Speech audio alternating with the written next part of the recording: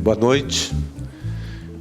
Queria agradecer o convite, querido amigo, colega, professor Humberto Cunha e toda a sua equipe, parabenizar o grupo de pesquisa em direitos culturais pela criação e expansão desse encontro que é tão importante e que se transformou numa referência nacional para quem trabalha com questões culturais. Mas, antes de tratar daquilo que eu preparei para essa mesa, eu estou me sentindo um pouco, não na obrigação, mas no prazer de dizer aqui publicamente da minha emoção de estar aqui do lado da professora Ela Vieco, pela sua honradez, pela sua retidão, pela sua coragem profissional e política, que sempre marcou a carreira da professora, mas mais especialmente nesses últimos tempos que o nosso país passa por momentos tão turvos, tão complicados, tão complexos, momentos em que a lei é usada como sustentação de um golpe político, de um golpe de poder que vai nos custar muito.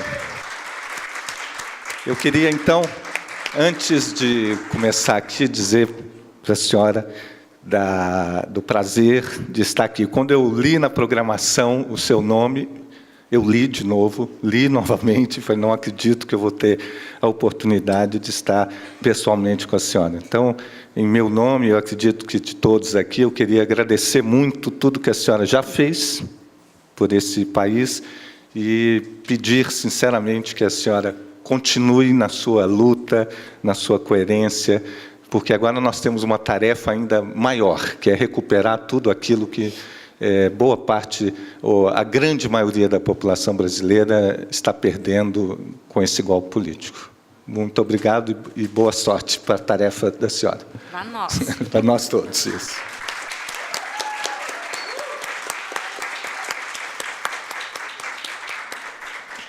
Bem, então eu vou aqui rapidamente, porque o horário já está um pouco avançado. Eu, inclusive, abri mão aqui de ficar projetando os meus slides para eu ir mais rapidamente à questão que me traz aqui, né?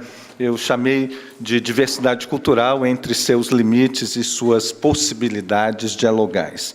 Então, eu muito rapidamente, o que eu queria dizer a vocês. Primeiro, né, quando a gente fala de interculturalidade, de partilhas culturais, eu acho que nós estamos falando menos de uma realidade dada, né, como se fosse uma espécie de uma natureza da cultura, a possibilidade dos diálogos, da interculturalidade, e estamos falando mais de um desafio histórico, político, educativo, institucional, que precisa ser construído.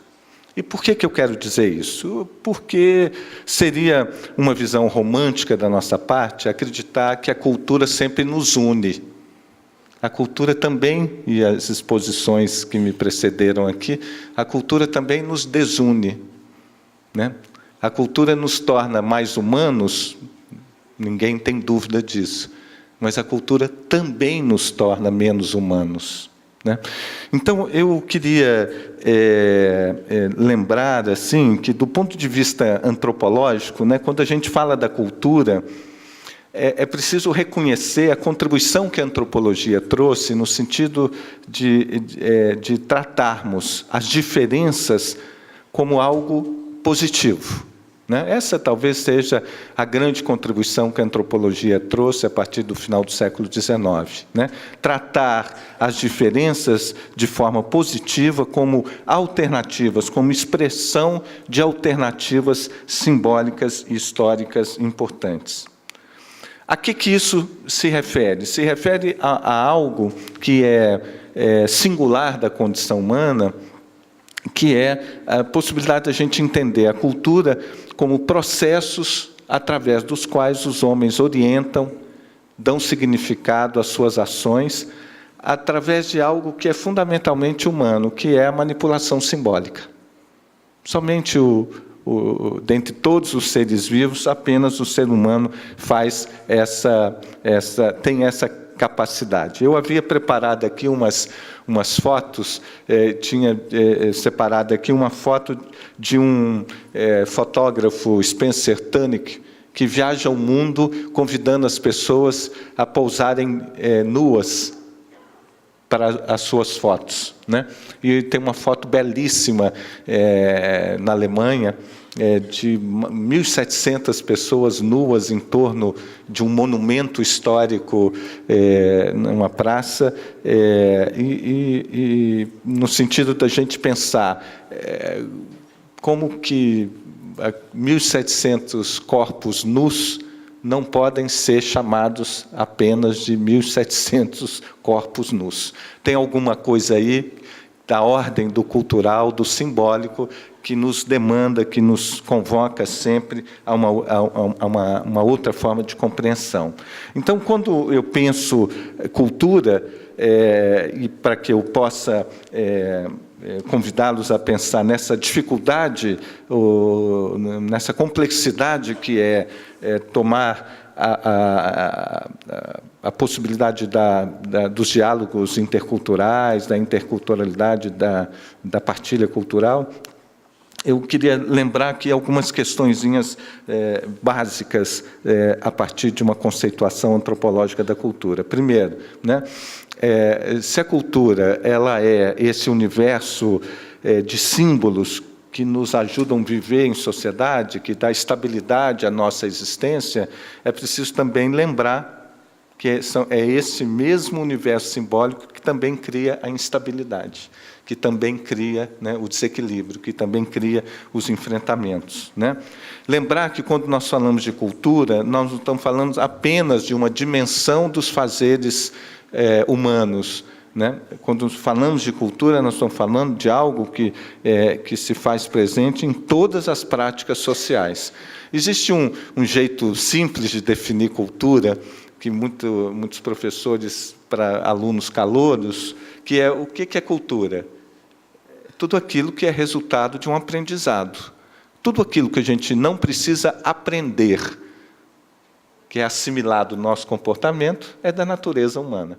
Mas tudo aquilo que necessita de algum nível de aprendizado, formal ou não formal, aí está a presença da cultura. Por isso, né, a amplitude e a complexidade dessa discussão aqui, que não se esgota na questão das manifestações artísticas, né? É muito mais amplo, como os exemplos que foram dados aqui.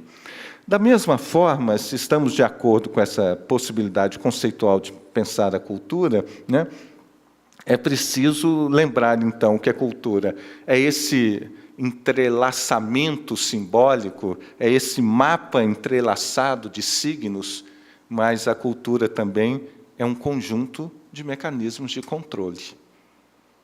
A cultura é esse mecanismo básico que retira cada um de nós de um estágio de natureza e nos insere num determinado conjunto normativo a que nós chamamos de cultura.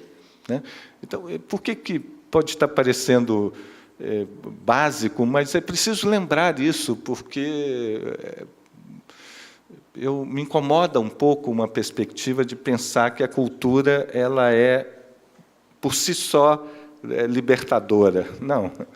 É em nome da cultura que se processam boa parte dos processos de dominação, de extinção de povos, etc. É a mesma cultura que nos realiza, já que, fora da cultura, a condição humana, é na cultura que a condição humana se dá, mas é também por meio da cultura que essa condição humana é colocada em risco, é colocada em perigo, né?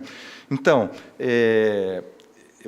uma quinta questão que me parece importante aqui na nossa conversa é que a cultura, ela cria um território que a gente pode chamar de um território de inteligibilidades, por meio da cultura, que a gente pode viver em conjunto, porque compartilhamos valores, visões de mundo, né? Mas é também por força desse território de inteligibilidade, não ser universal, mas ser contextual, é que também a cultura é um grande desafio para o viver junto, né? Na mesma intensidade que a cultura nos prepara para estar juntos, ela cria esse desafio para estar juntos, em função da convivência, da sobreposição, dos tensionamentos com esses diferentes territórios de inteligibilidade, né? Por isso, né, uma outra questão fundamental é que é preciso lembrar que a cultura é um fenômeno dinâmico, e, como tal, a cultura é sempre o resultado desse tensionamento entre permanências e mudanças, que é algo que nos desafia continuamente. Hoje mesmo, no grupo à tarde, a gente estava discutindo isso, né? Como pensar os direitos da criança no mundo contemporâneo, né? Dessa criança que não é a mesma criança do século XX, né? Que não é sequer a criança que nós, que nascemos do meados do século XX para cá, fomos. Né? Como tratar essa dimensão da dinamicidade da cultura, esse embate entre, né, permanências e mudanças. Por isso, eu penso que, para a gente tratar a questão da possibilidade da interculturalidade, dos diálogos interculturais, das partilhas culturais, é preciso lembrar que a cultura é isso, a cultura expressa totalidades que não são universais. A cultura expressa princípios lógicos que ordenam a vida, os sentidos, que dão sentidos aos nossos comportamentos, mas que esses sentidos não são universais. E como a professora ela falou, adiantando um ponto que eu queria dizer também, sequer, além de diferentes, são até desiguais e, às vezes, divergentes, né? Essas nossas diferenças, né? Portanto, falar de cultura é falar de universos de racionalidades próprias, né? Que constituem campos semânticos próprios que permitem a vida entre os iguais e desafia a vida desses iguais com os diferentes. Consequentemente, paradoxalmente, né, essa relação, muitas vezes, é transformada não na relação entre iguais e diferentes, mas ela é transformada em uma relação entre iguais que transformam os diferentes em desiguais, né? Que é isso que a apresentação da professora Ela aqui nos ilustra tão bem, né? Portanto, né, se a gente quer pensar na possibilidade, né, dessa interculturalidade, dessas partilhas culturais, é preciso que a gente lembre dessas questões que complexificam a perspectiva, né, de se pensar como a interculturalidade pode ser constituída. O que eu estou querendo dizer é que ela não é natural. Não basta a gente apenas desejar que a interculturalidade se dê. Ou ela é um projeto político, um projeto pedagógico. Por exemplo, né, vocês aqui, durante esse encontro, eu escutei algumas vezes dizer, olha, a formação do bacharel em direito, do advogado, é falha no que se refere à compreensão da cultura, né?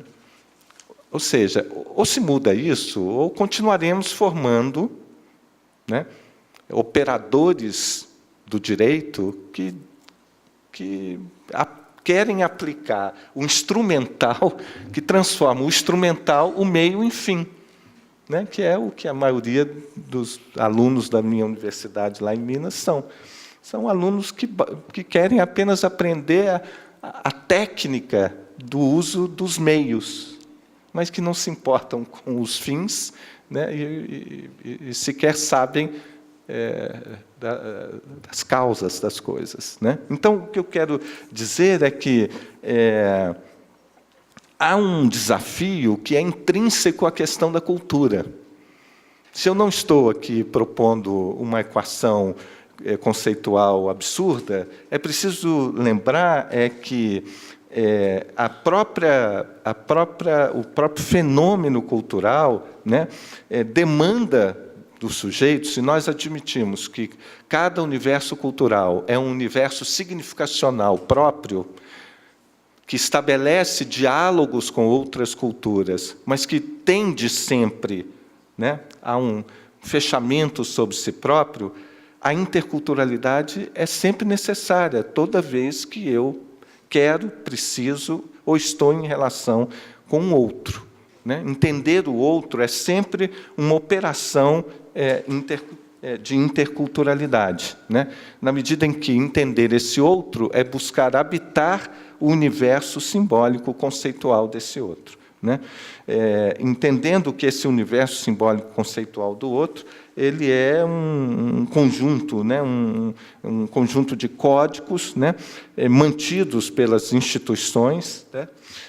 E a partir do compartilhamento cotidiano de sentidos que vão produzindo as nossas tradições, as nossas instituições, né?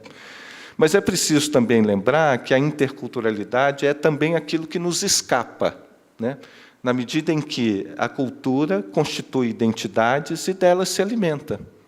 Ou seja, né, se entendemos identidade enquanto algo dinâmico, situacional, relacional, que revela a maneira como elementos culturais são utilizados por determinados sujeitos, né, então é preciso lembrar que também o fenômeno da construção das identidades, ele constrói embates, né? A situação, a realidade relatada pelo professor Sebaldo também não é desprovida de tensões, né?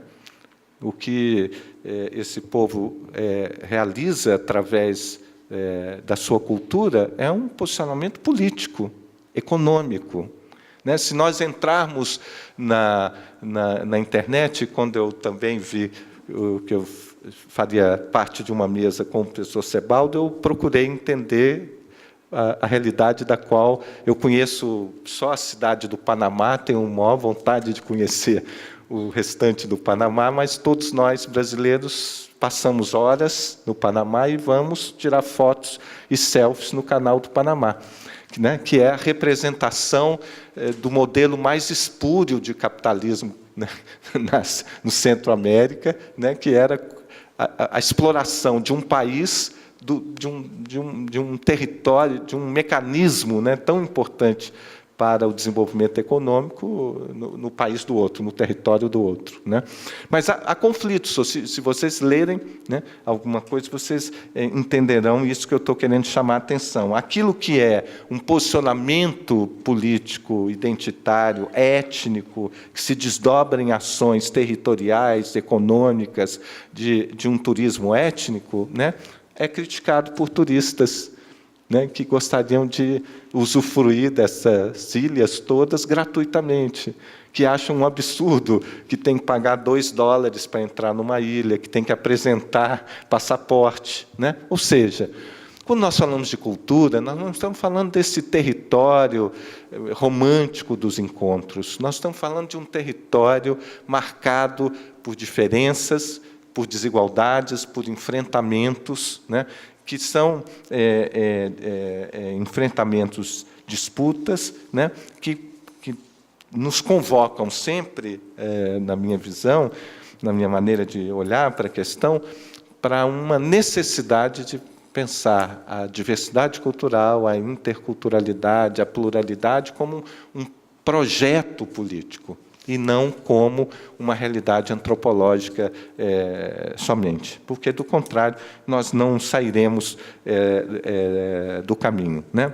Ou seja, eu estou querendo chamar a atenção para a questão de que, se é através da cultura que a gente se torna humano, se é através da cultura que a nossa condição humana pode ser expandida, né? Porque é a cultura também que nos faz não caber dentro da gente mesmo, é a experiência cultural que nos faz expandir a nossa consciência, né? E essa é outra característica plenamente humana, não caber dentro de si, né? Olha que coisa bonita a maneira como o professor Sebaldo celebrou o início dessa mesa com música, porque a música é um dispositivo, né, que nos faz mais do que somos, né? Que é um dispositivo usado por várias culturas para nos levar além de um nível de consciência funcional, né?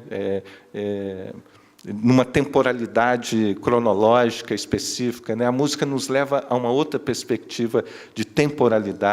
É, ao mesmo tempo, o que nos torna humano, mas é também aquilo que nos amplia a condição humana. Mas, como eu já disse, é também aquilo que pode nos limitar na condição humana. E é por isso que essa possibilidade da interculturalidade, dos encontros, das partilhas culturais, vão depender dos modelos de trocas culturais.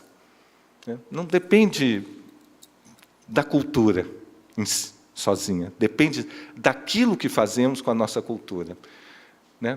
De uma dimensão cívica da cultura, vamos dizer assim. E estou sublinhando isso, inspirado um pouco na emoção da presença da professora Ela aqui, né? Mas é porque, senão, especialmente nós brasileiros, continuaremos festejando a nossa diversidade cultural, e esse festejo romântico, idealista da diversidade cultural, no meu entendimento, impede que a gente encare de frente a questão dessa associação perversa entre criatividade e pobreza, entre diversidade cultural e desigualdade social. Continuaremos, né, com essa equação perversa, vamos dizer assim, né, que coincide, que convive com uma riqueza cultural muito grande, né?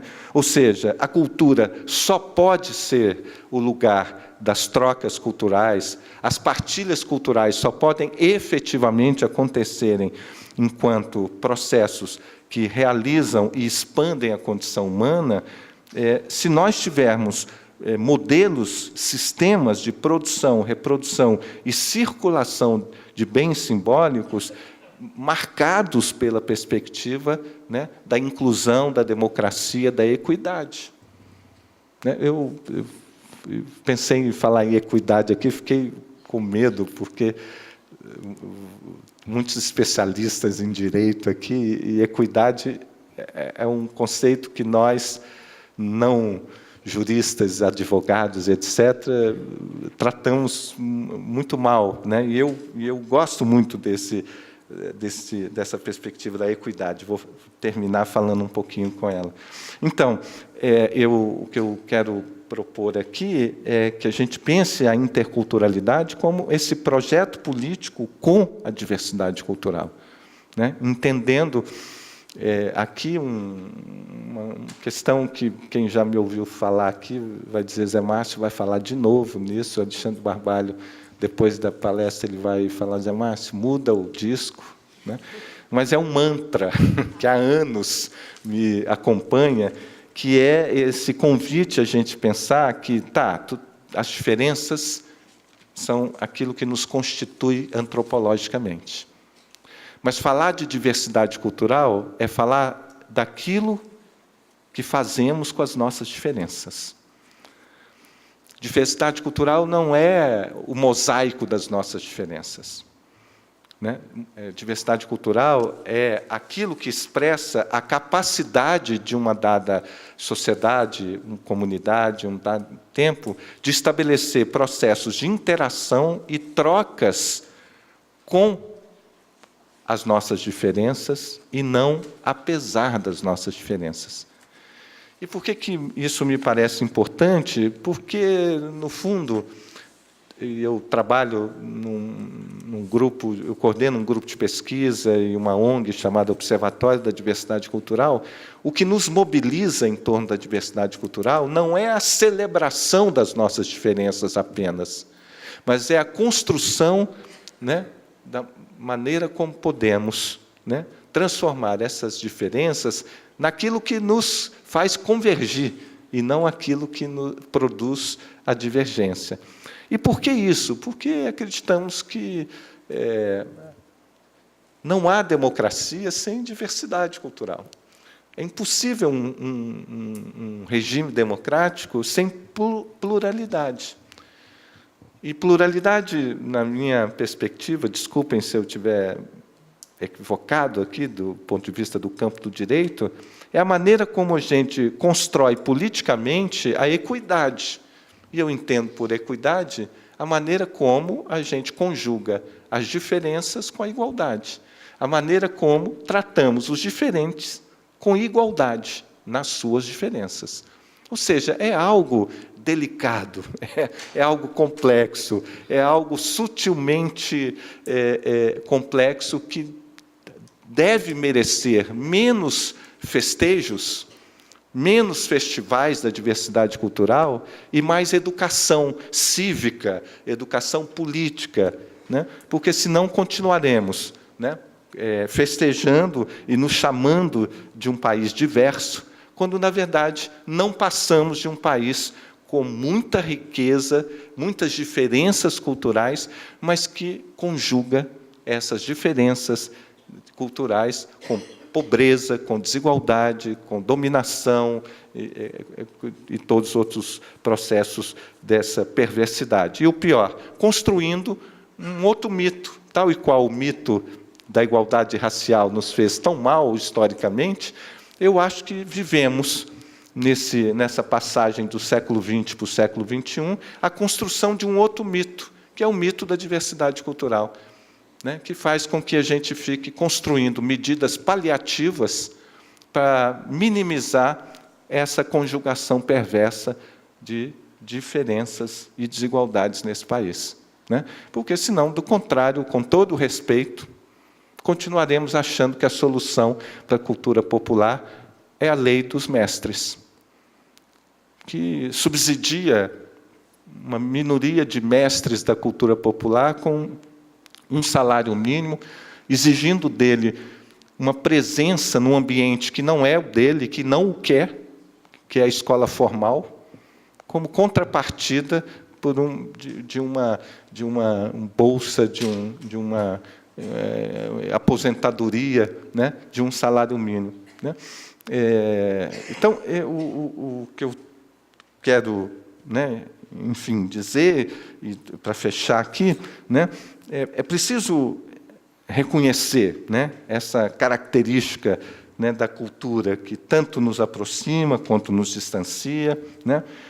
Reconhecer que a diversidade cultural, aliás, as nossas diferenças culturais são simultaneamente o mais rico do patrimônio da humanidade, mas também um dos maiores desafios, né, de como transformar esse rico patrimônio das diferenças numa possibilidade objetiva, concreta, né, de convivência a partir e não apesar das diferenças, né?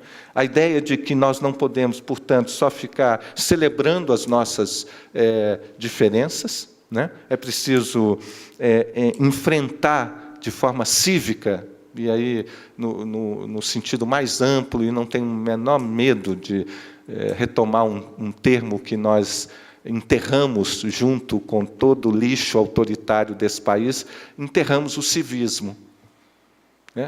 Me preocupa, por exemplo, como que um país redemocratizado, que ainda convive com uma festa da independência no modelo militar. Por que mesmo que, nesse país, as nossas viradas culturais não são uma festa cívica de ocupação do espaço público a partir das nossas diferenças, do exercício da diversidade cultural? Não entendo por que nós ainda aplaudimos tanques de guerra e cães amestrados da polícia militar no dia em que a gente deveria festejar, não a independência que tivemos, mas o sentimento de autonomia desse país, né?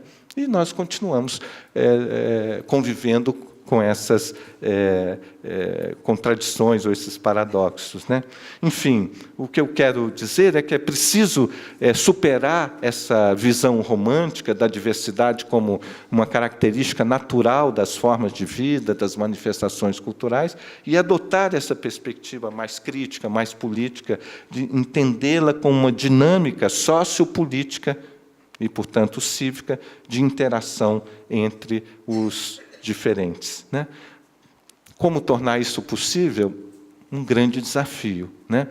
Na medida em que a gente pensa que a interculturalidade ocorre quando estamos diante de uma relação, né, mais horizontal, de uma sinergia entre as diferenças, ou seja, nós estamos falando de alguma coisa que pressupõe horizontalidade entre grupos, padrões de convivência, a possibilidade de uma igualdade, né? Então, pensar em interculturalidade enquanto aquilo que existe entre as culturas, é preciso lembrar que essa interculturalidade ela precisa ser induzida. Ela não é um fenômeno natural. Ou induzimos isso através dos vários dispositivos institucionais, educacionais, etc., etc., ou continuaremos negando as nossas, a possibilidade da diversidade, né? Ou nos contentaremos apenas com a multiculturalidade, ou seja, com a afirmação de cada um, né? Com esse momento, que é um momento fundamental, que é o momento do reconhecimento da singularidade, né, de cada cultura, de cada grupo, de cada povo, mas é um reconhecimento que, se não tensionado pela possibilidade da diversidade cultural, tensionado pela possibilidade de uma perspectiva transcultural, nos faz, cada um, condenados ao nosso território, ao nosso quintal cultural, né? Isso não é importante? Óbvio que é, especialmente num país de tantas negações, invisibilidades, de tantas desigualdades. Mas é preciso ir além disso, porque senão nós recriamos a desigualdade, né, no campo no campo das culturas oprimidas e populares. Ou seja, é preciso, para além do diálogo multicultural, é preciso apostar, construir a possibilidade de um diálogo intercultural. E isso tudo para quê? Para que a gente possa, ao descobrir a nossa singularidade, reconhecer a nossa universalidade. Porque não vejo possibilidade de se falar em paz social, falar em justiça, se a afirmação das nossas diferenças transformada numa experiência da diversidade, se isso também não nos levar à experiência da universalidade. Se a gente não conseguir olhar para a realidade do professor Sebaldo e simultaneamente, ao reconhecimento daquilo que lhe é singular, nós também nos reconhecermos nessa realidade, né? Porque é isso que nos...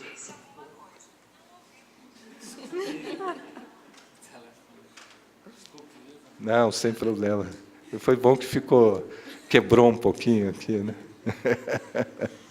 Mas eu já estou terminando. Então, eu teria assim, mais algumas coisas aqui para dizer sobre trazer isso para o campo da sociedade contemporânea, essa sociedade das múltiplas trocas, né, das convergências tecnológicas, que isso complexifica ainda mais a coisa, mas terminar dizendo que eu acho que o desafio para que a interculturalidade, as partilhas culturais ocorram, se tornam ainda maiores, porque não se trata apenas de proteger e promover as expressões, né, das diferenças culturais. Hoje vivemos o desafio de como é que nos manteremos diferentes. Como é que continuaremos sendo produtores de diferenças? Né? Segundo, como é que, num mundo que aparentemente, né, nos coloca sempre em contato com o outro, como é que, efetivamente, não viveremos apenas nessa aparência da convergência e, de fato, todo esse avanço tecnológico, comunicacional, todos esses mecanismos que favorecem tanto o encontro de uns com os outros, esse encontro possa efetivamente ser a construção política, né, da possibilidade de estar junto com as diferenças e não apesar delas. Ou seja, como é que nós podemos efetivamente transformar tudo isso numa experiência, num modo plural de existência? Obrigado.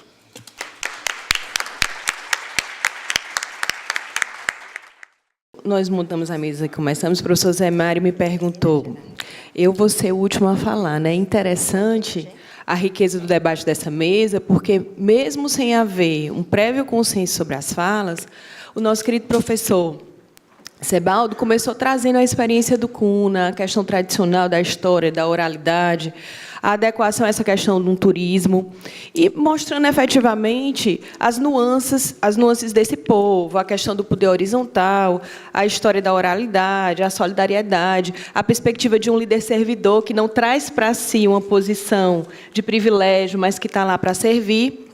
E a nossa querida professora Ela, fazendo esse link, esse gancho, traz a concretude dessa perspectiva da diferença num contexto menos romântico, da vida real, de casos práticos que mostram efetivamente a perversidade, o fato do julgamento, o fato do sistema judiciário tratar essa interculturalidade a partir de pressupostos subjetivos individuais. Então, ela traz na narrativa do caso fático a perspectiva de cada um dos profissionais que trabalharam nesses contextos, seja o agente de saúde, seja assistente social, as pessoas que se manifestaram efetivamente propuseram de forma escrita, trouxeram aos autos as suas perspectivas culturais realmente do caso concreto. O nosso querido professor Zé Mário, apesar de indagar, de trazer dentro da sua fala uma série de questionamentos, ele sinalizou, sim, o senhor sinalizou, professor, uma série de perspectivas e reflexões que nos direcionam efetivamente para refletir, fugindo um pouquinho dessa situação e desse cenário romântico e buscando, quando o senhor coloca de uma maneira muito tranquila, que os encontros e trocas dependem do caráter inclusivo dos sistemas, partindo de uma construção política de equidade.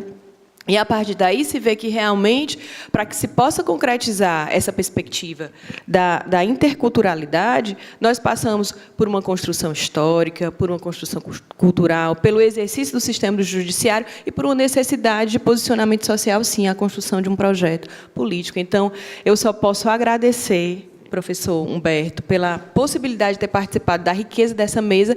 E, para a gente desfechar, a gente devolve para vocês, para a plateia, para se alguém quiser fazer alguma pergunta ou questionamento, para que a gente possa fechar esse painel, passar a palavra ao professor Humberto.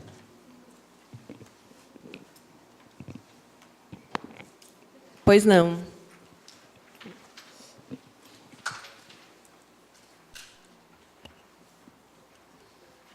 Alô? Boa noite, eu sou Juan, aluno da Universidade Federal da Bahia.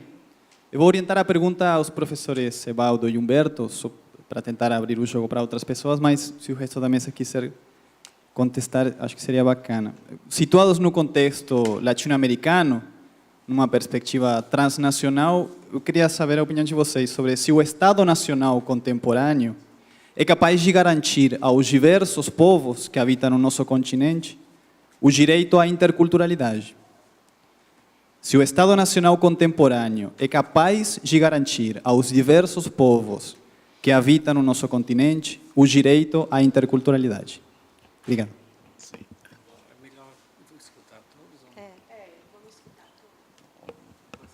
Escutar todos e, ao final, os professores se manifestam, ok? Minha pergunta eu vou dirigir para a professora Ela, né? Primeiramente, manifestar apoio e força, né? Acho que nesse momento atual político que o Brasil está, a gente não pode se calar nem se omitir, né? Então, aí toda a minha manifestação de apoio. eu gostei muito dessa exposição narrativa, e aí a minha pergunta vai também no sentido institucional do que tem sido feito, ou é possível ser feito no âmbito, por exemplo, do Ministério Público Federal, ou dentro do nosso sistema de justiça, digamos assim, organizado nos termos da modernidade, pela Constituição, etc. Porque, em que sentido vai minha pergunta? Ultimamente eu encontrei alguns julgados e precedentes em que, por exemplo, um magistrado ele se abstém de aplicar uma pena porque o indivíduo ele é indígena e já sofreu a sanção pelo sistema punitivo da sua própria organização, da sua própria etnia. E ele diz que o jus puniendi seria um bis idem, já que ele está sendo punido dentro da própria lógica da sua organização social. Não tem por que o Estado ele teria uma ação subsidiária. Ou, por exemplo, agora, recentemente, num recurso especial eleitoral, o ministro Fux emitiu um voto dizendo que, por exemplo, numa tentativa de colocar um cacique de uma etnia lá se eu não me engano, acho que do Paraná, no polo de uma ação de investigação judicial eleitoral, né, como um praticante de abuso de poder político. Aí o ministro diz, beleza, ele pode ser até considerado, para fins legais, para integrar o polo passivo, como autoridade, né? Mas o direito à diferença autoriza que eu, por exemplo, interprete a função dele na tribo como uma função de liderança, né? E aí eu não posso aplicar no mérito uma sanção a isso, porque naturalmente ele é cacique, não pode ser considerado na prática de abuso de poder político, sem a gente avaliar a situação específica, né? Então, assim, o sistema de justiça falta essa compreensão, né, como a senhora bem narrou, dessas situações em que a gente não pode considerar que são a própria diferença em si, né?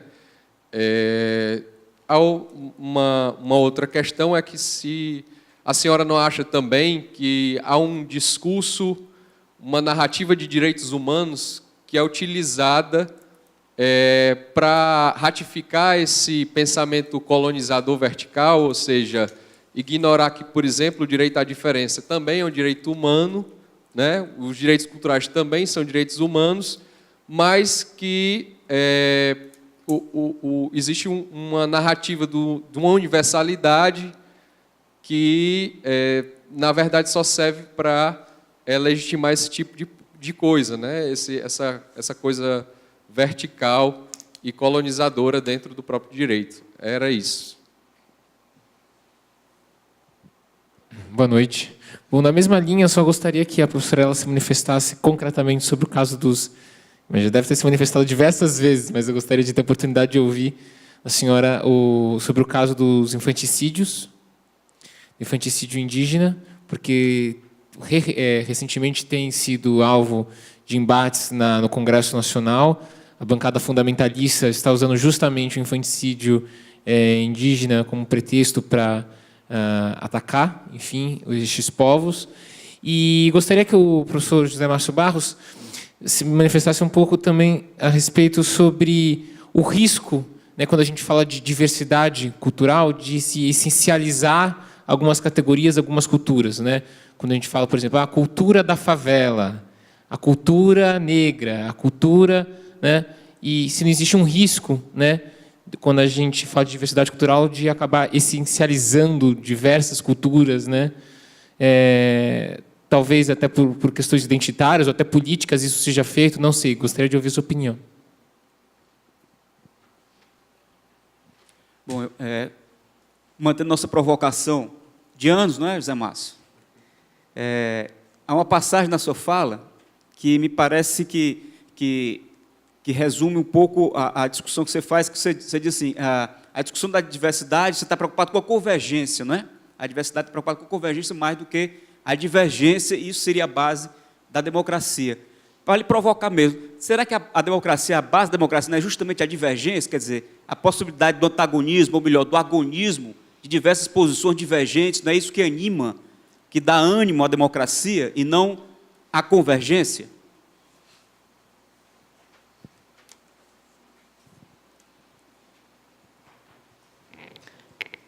Pronto. Então, professor. Tem mais uma? Aqui? Aqui, ó.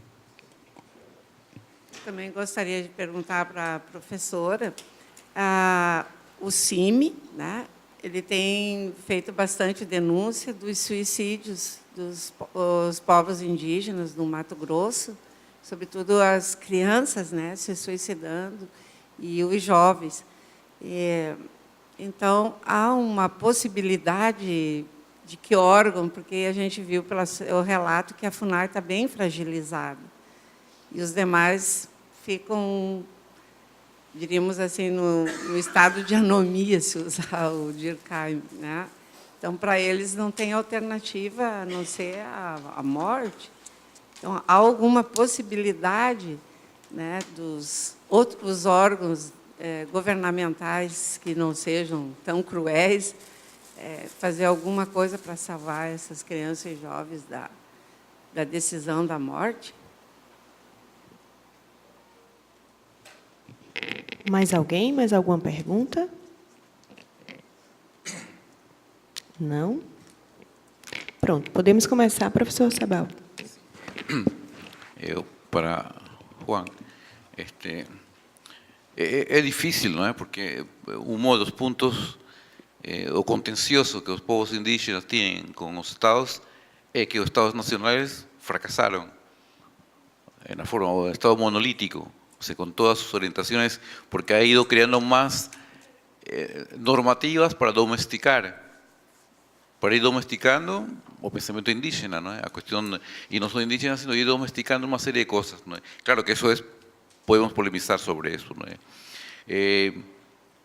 Y una de las cosas que últimamente están a aparecer en muchos países de América Central, por ejemplo, incluso los países do Sul, é a importância e a urgência de provocar cambios na Constituição ou na própria Constituição. Ou seja, por isso em Panamá, por exemplo, se fala de uma Constituição originária. Ou seja, romper um pouco todos estes, porque hasta agora, mesmo que a Convenção de 169 e uma série de instrumentos internacionais que os estados reconocen, mas na práctica no se cumplen.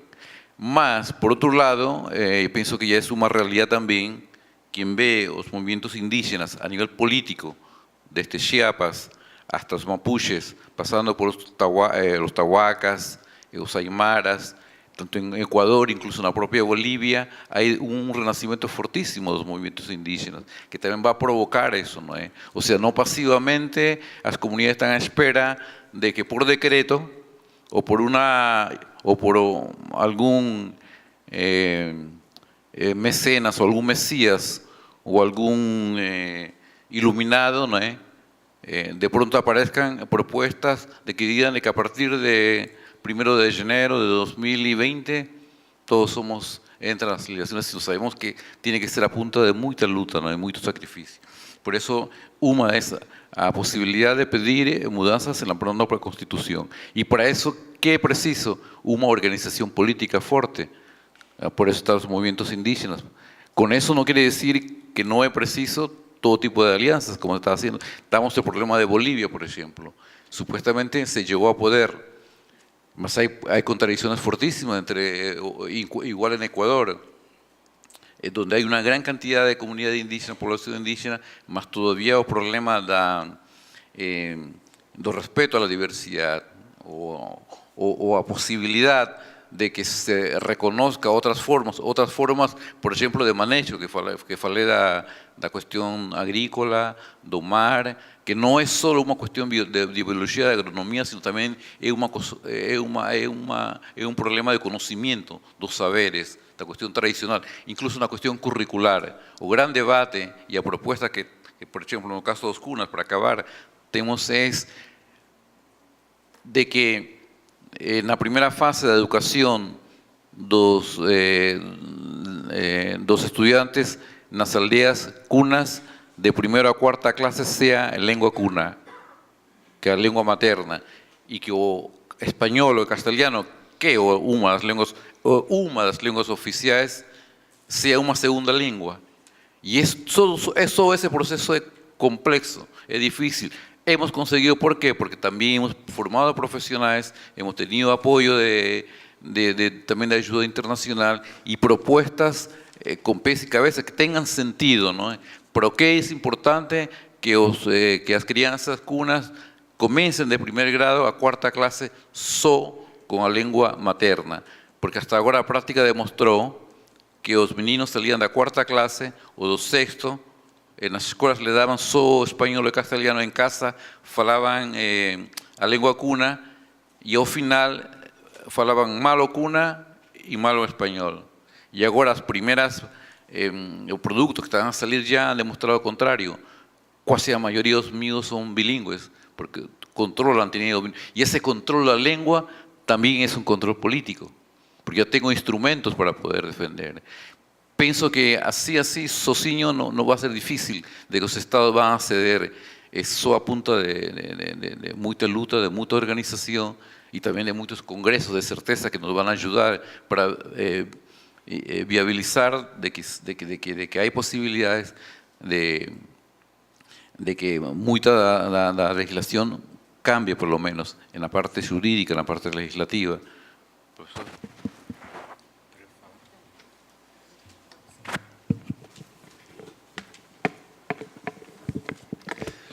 Juan, eu vou dar parte da minha resposta em cearês. Eu estou na mesa mais de letrado e enxerido, né? Porque a rigor eu vim para prestigiar os professores e fazer uma fala de encerramento, né? Que, aliás, já foi, inclusive, antecipada. Eu sei das suas convicções anarquistas e, portanto, o Estado é um elemento a ser dispensado, imagino, na sua reflexão. Eu não quero me alongar exatamente por isso, porque a mesa ela é muito rica e a gente tem que aproveitar os professores que vieram de fora. Tem umas certas dificuldades em compreender sempre, a não ser naquilo que o Benjamin Constant fazia a diferença entre democracia dos antigos e democracia dos modernos. Na democracia dos antigos, você não tinha um negócio de pluralismo algum. Sócrates foi morto por causa de religião, por causa de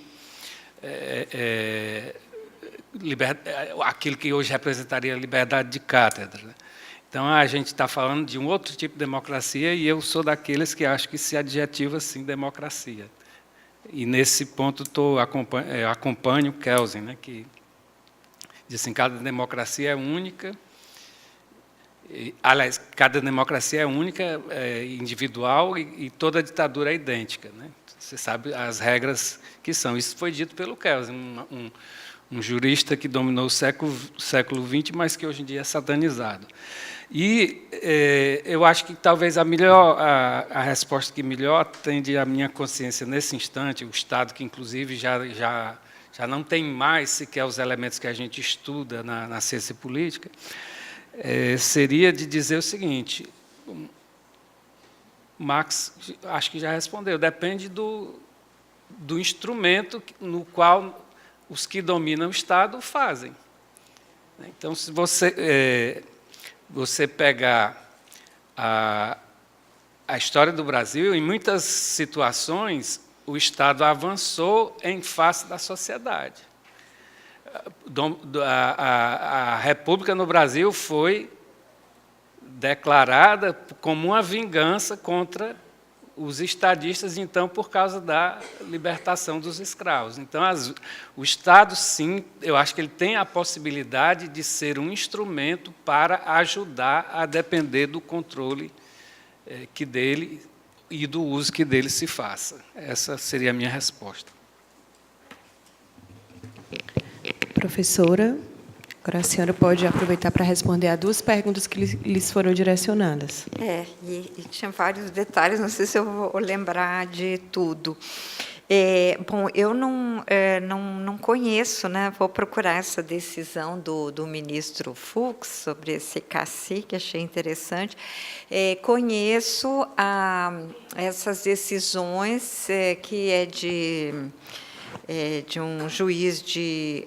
São existem 3 decisões, 2 são do mesmo juiz, a terceira que eu não sei, acho que é de mais tempo, mas é lá de Roraima, né? Vamos dizer, elas são... a última foi a questão lá daquele júri na Maturuca, né? Que eu tenho muitas críticas, né, ao modo como foi feito, né? Então, vamos dizer, são exceções assim no resto, né, dos estados brasileiros. Eu nunca fiz uma pesquisa assim para identificar, mas eu acho que realmente são excepcionais decisões que reconhecem esse pluralismo jurídico que na verdade até está lá no Estatuto do Índio, né? Então, e agora um pouco mais claro com a Convenção 69, nessa questão de aceitar, de admitir, né, de chancelar decisões que foram proferidas pela própria comunidade. Bom, eu acho que falta até para o Ministério Público, né, Ministério Público Federal, o conhecimento, a informação e a sensibilidade, acima de tudo, sensibilidade. No Ministério Público, é uma obrigação, quem é procurador, procuradora da República, ele tem que defender os interesses indígenas, né? É um munus, mas somos uma minoria que faz isso. A maioria não respeita a Constituição, porque a Constituição determina que o Ministério Público Federal faça essa defesa.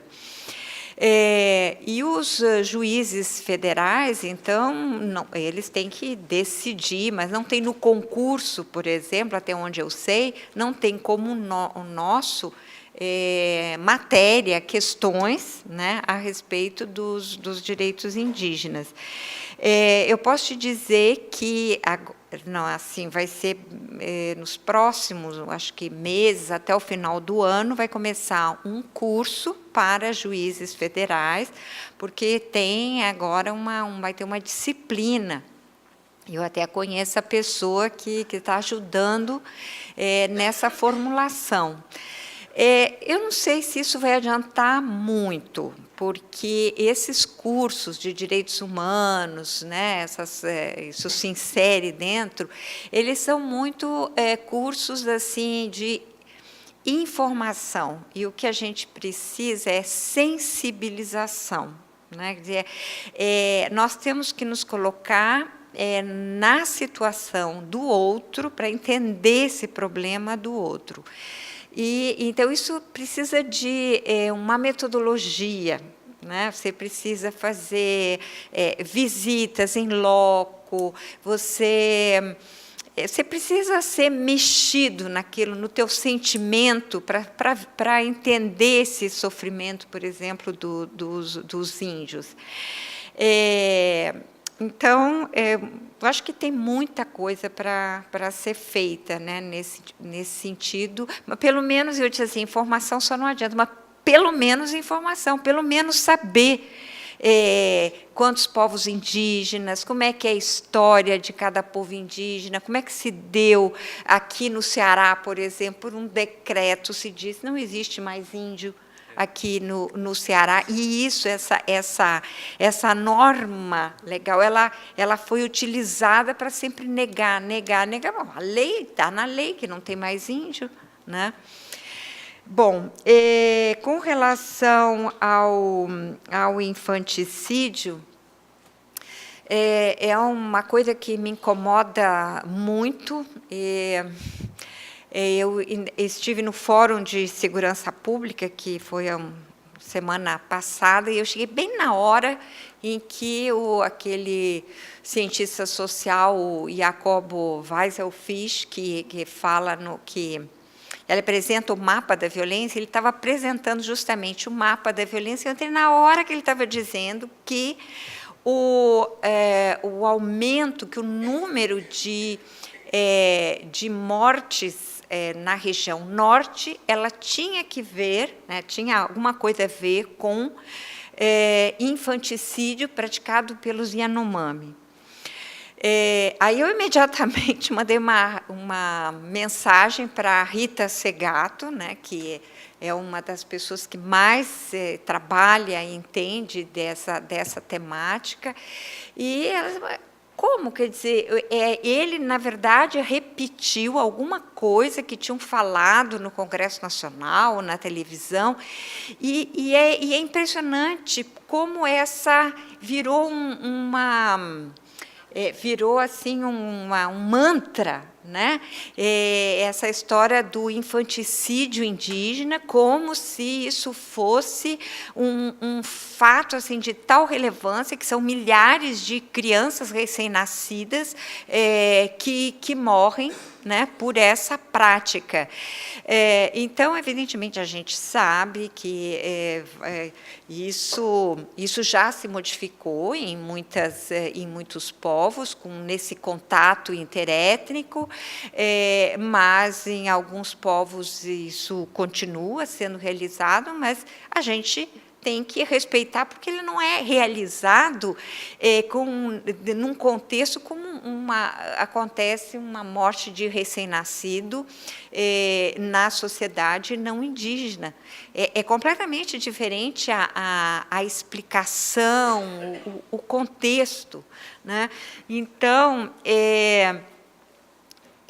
eu acho que, no fundo, é um projeto do Estado brasileiro de acabar com os índios, porque fica colocando isso como se os índios fossem uns assassinos,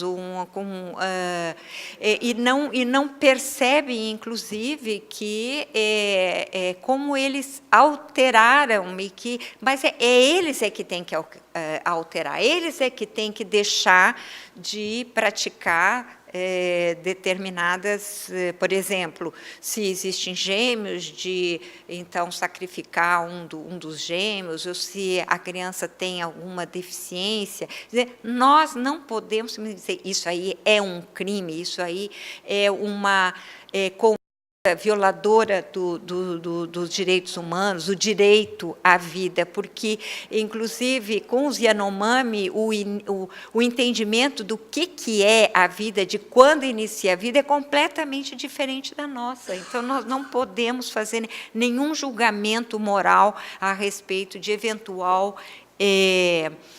morte, né, que eles pratiquem contra crianças recém-nascidas dentro do nosso conceito, porque o nascimento para eles é uma outra coisa. Bom, com relação aos suicídios no Mato Grosso do Sul, também essa semana eu estive conversando com a consultora da ONU Mulheres, a doutora Vânia Pazinato, muito preocupada, inclusive, com o que não era muito comum, suicídio de mulheres, né, indígenas. Então, ela até me falou que vai ter uma audiência lá no Mato Grosso do Sul para tratar assim de como a violência contra as mulheres ela está afetando e levando ao suicídio. Sim, isso porque tem o feminicídio, né? E uma das das concepções no feminicídio, que são as mortes violentas das mulheres, que não é apenas aquele homicídio, mas inclusive os suicídios, né, como uma situação em que a mulher, pelo contexto de violência, ela é levada, né, ao suicídio. Então, o que nós temos que investigar, será que é um suicídio mesmo ou na verdade, um feminicídio? Né? Bom, o que eu posso te dizer é que também o Ministério Público Federal, lá em Dourados, ele vai haver em novembro também um encontro para tratar disso, para tentar articular uma ação contra suicídios, contra a violência contra as mulheres, com a violência contra os indígenas em geral. Mas somos os mesmos, né? São as mesmas agências. O Ministério Público Federal, com todas as suas, né? Assim, que não é toda instituição, que ela não coloca isso como uma prioridade, Justiça Federal não coloca mesmo, a FUNAI é uma instituição enfraquecida, e no estado do Mato Grosso do Sul, praticamente todas as instituições do estado são anti-indígenas, querem acabar com os indígenas. Bom, então, mas a gente vai tentando essa articulação, no que eu puder, assim, colaborar, podem contar comigo. Bom, falei demais. Acho que respondi mais ou menos a todas as perguntas. Professor Zé Mário? Eu vou falar rapidinho, porque eu estou congelando aqui. Lá em Minas, eu dou aula numa escola que os funcionários, quando vai chegando 10 horas, eles desligam o ar-condicionado, para nós, professores, lembrarmos que temos que terminar a aula e tal. Acho que aqui a técnica é outra, eles diminuem a temperatura, eu estou congelado aqui, não sei se vocês, então, mas vou falar aqui rapidinho. Congelado no Ceará, é demais. Danilo, eu acho que eu compartilho se isso é uma preocupação sua, também é minha. Eu acho que eu não tenho dúvida que nós vivemos nessa passagem do 20 para o 21 aqui no Brasil, que as políticas culturais e as políticas sociais fizeram pela primeira vez uma espécie de um reparo histórico, né, reconhecendo, né, grupos étnicos, grupos minoritários, as culturas populares, quer dizer, tudo aquilo que, existindo na sociedade, parecia não existir para as políticas públicas, nos últimos anos isso passou por fortes iniciativas, né, de correção disso, né? Porém, eu acho que se essas políticas, que eu chamaria assim, por conta do frio aqui, de políticas de reafirmação identitária, multicultural e tal, se elas não são acompanhadas de outras medidas, né, que nos fazem ir além da reafirmação de si, né, elas acabam, no meu entendimento, criando o risco dessa perspectiva essencialista, que é uma perspectiva que está a um passo de que o reconhecimento de uma essência de cada um torne a sociedade um mosaico de diferenças incomunicáveis e que vão ter que estar sempre sendo resolvidos na esfera judicial, jurídica, e não na sociabilidade cotidiana, né? Então, concordo plenamente com você, essa preocupação de que uma política de diversidade cultural que se contenta com a reafirmação identitária multicultural, ela acaba, no meu entendimento, gerando distorções e outros desafios essencialistas. Por exemplo, no campo das culturas populares, é usual a gente encontrar pessoas que falam: não, eu não me reconheço sob o nome de cultura popular, eu sou cultura tradicional. Não, eu não sou cultura tradicional, eu sou povo de terreiro. Não, eu não sou povo de terreiro, eu sou ribeirinho. Não, eu não sou ribeirinho, eu sou... Né? Por quê? Porque, como momento histórico de inclusão, de reparos históricos, é fundamental que todo mundo tenha a legenda que melhor lhe adequa, que melhor resgata o seu lugar na sociedade. Porém, não se constrói uma sociedade, a convivência numa sociedade apenas por legendas que nos individualizam. É preciso ter as legendas que nos universalizam, né? Por isso, eu acho que é preocupante isso. Querido Alexandre Barbalho, né? Não, mas é rapidinho. Eu não acho que a diversidade cultural, se eu falei isso, foi na correria aqui de lutar com as palavras e o tempo. O que eu acho que eu não acho que democracia é o regime que nos torna iguais. Eu acho que democracia é o regime, é um modelo da gente resolver as nossas diferenças. Não é o modelo em que todo mundo se sente igual, é o modelo em que a gente constrói, pactua e zela por mecanismos que permitem a equidade, ou seja, o direito à diferença, porém tratado com igualdade. Portanto, não acho que é a diversidade, né? Concordo com você, a democracia é o espaço da divergência, né? É o espaço da gente resolver as nossas divergências e não produzir convergências. Por isso, naquele meu mantrazinha lá de diferenças, diversidade, é a pluralidade que mais se adequa como, né, um modelo cultural que se adequa a esse modelo político, né, e não a diversidade. A diversidade ainda é pouco. Ainda é pouco. O que, no meu entendimento, contribui para uma sociedade democrática é o pluralismo. E o pluralismo, no meu entendimento, é aquilo que se alimenta da equidade. Tá? O restante, não, a gente... Então, eu vou, de novo, agradecer, cumprimentar, dizer para o Humberto e para a sua equipe toda a alegria de ver esse trabalho que eu tive a honra de ver começar tão pouco tempo e a potência, tantos livros publicados, tantas teses, tantas dissertações, gente, uma diáspora, né, do grupo. Legal que esse grupo esteja numa diáspora pelo Brasil afora, porque é muito importante que quem, né, mexe com o mundo do direito, das leis, da jurisdição e tal, tome a cultura como seu objeto. Então, queria, mais uma vez, agradecer pelo convite e cumprimentar a todos vocês pelo trabalho. Muito legal.